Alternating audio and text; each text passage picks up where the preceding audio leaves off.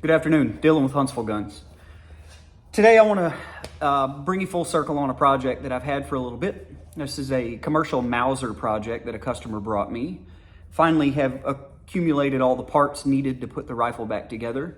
And I spent some time today kind of wrapping it up, and then I ended up going back in and making some changes to my original plan. And so I wanted to kind of give you the summary of that video. Again, commercial Mauser action. This is a Santa Barbara action, post-World War II production that at some point in its life was rebarreled to a 257 Weatherby. In that process, the bottom of the action had to be opened up to allow that longer cartridge to load reliably. And it appears that when it was modified, the original follower was used in the magazine, which created some weird issues. The rounds were binding and it wouldn't allow the rifle to load from the magazine well. That's ultimately what the customer brought it to me for. So I usually charge a standard fee for an inspect and diagnose. When you bring me a firearm and I need to disassemble it and figure out what's causing the issues that it's having, I have a flat fee for that service. And so I did my inspect and diagnose and pretty quickly realized that the magazine follower was the main issue. There was also a slight geometry issue on the feed ramp from when it was opened up.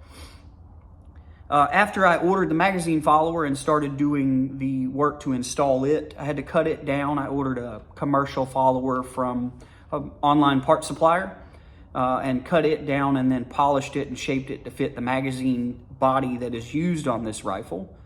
After doing that, I went to reassemble and realized pretty quickly that the trigger on this firearm could be made to fire while on safe.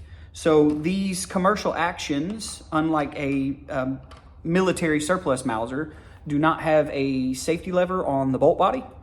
And the safety is instead on the side of the trigger here, much like a Remington 700. And so the trigger, when on safe, you could pull the trigger and cause the firearm to fire. So the customer came visited with me and we had a quick conversation and pretty quickly determined that a replacement trigger was in order. And so I went ahead and ordered a Timney.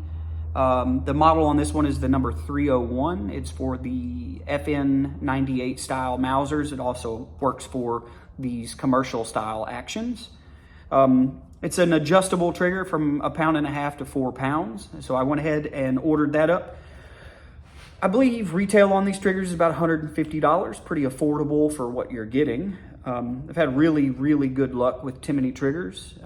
Installed them in just about every kind of firearm that they make one for. And this is no exception to that. The trigger out of the box breaks pretty cleanly at 2.5 pounds. Has very, very little pre-travel and no over-travel after the trigger breaks. I did run into a bit of an issue in installing this back into the stock. The inlet on this stock, this is kind of a early Weatherby or a Phasian style stock, very ornate, kind of a high lacquer finished stock. The inlet on the stock was not done very well. It was a bit oversized in some areas and a bit undersized in others. And so when I installed the trigger, there's an adjustment screw on the front of the trigger housing, and I had to open the inlet in the stock for that. And then on the side here, originally there was a large piece of wood that was removed for the safety lever that was there before. So I cut a piece of walnut from some scrap material I have here in the shop, cut that piece and inlet it and fit it to the action, went ahead and epoxied that into place, and then shaped it and then recut for the new selector lever. So it's a lot tighter fit. There's no binding or there's no friction on the selector lever, but it is a much cleaner, sleeker looking finish.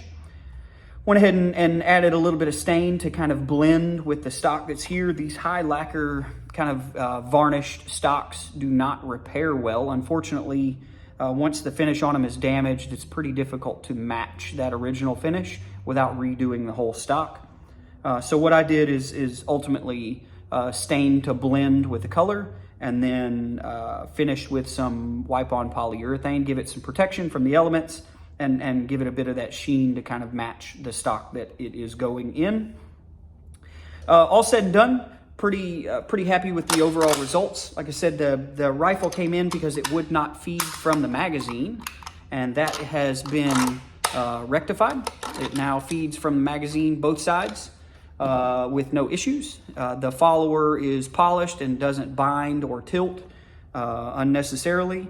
I went ahead, like I said, and polished the feed ramp while I had the gun apart, just to make sure that that geometry was correct for the cartridge used, and it was nice and slick. Got the trigger done. I'm happy with the adjustment with it out of the package. There was no necessary adjustments to make it function safely with this firearm. Overall, pretty quick turnaround once I got all the parts in. I like to talk about the money side of things on this platform because it gives you an idea of what labor and profit and the business side of gunsmithing look like. And so standard inspect and diagnose for the firearm is $45. That's a flat fee that I've been charging for several years now. It's just to compensate me for my time to diagnose what it is that's going on with the gun. $150 in a Timony aftermarket trigger. $25 for the magazine follower. It's a like new but new old stock follower that I managed to pick up on one of my online retailers. Then you have the labor time that's involved. This customer, ultimately the money that I will make will probably be in labor. There's very little parts markup. So you have your $45 for the inspect and diagnose, and that covers the disassembly and reassembly, but also a little bit of labor time in the stock repair, nothing exorbitant. So ultimately you take a firearm that was finished a few years ago and kind of left a bit to be desired, and is now running in tip-top shape, and will bring many more years of use for probably somewhere in the neighborhood of $250.